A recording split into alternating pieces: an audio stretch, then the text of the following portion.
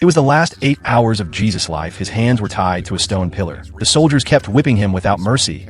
Even in unbearable pain, he never let out a single cry. The officer grew furious at his silence. He ordered them to use a whip with metal spikes.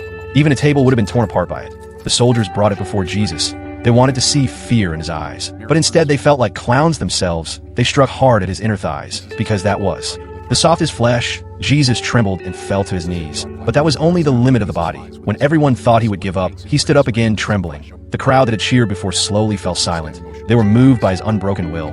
But the soldiers felt insulted.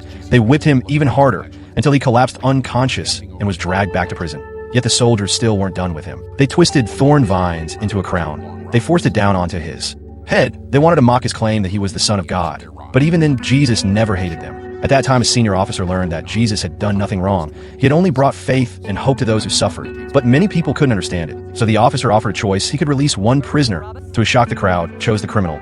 They shouted for Jesus to be crucified. The officer couldn't believe their choice. For hours later, Jesus carried the cross through the streets. People mocked him from all sides. His broken body couldn't bear the weight. He fell hard to the ground. His mother saw it and broke down. She rushed to hold him in her arms, just like when he was a child. But for the faith in his heart, he continued on the path to death.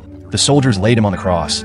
They nailed his hands and feet in place. Blood streamed down the nails to the ground. One arm didn't reach far enough. They pulled until it dislocated. When his limbs were fixed, they raised the cross high into the air. Someone shouted at him, "If you're the Savior, save yourself first." But Jesus said nothing in reply. He even prayed for those who hurt him.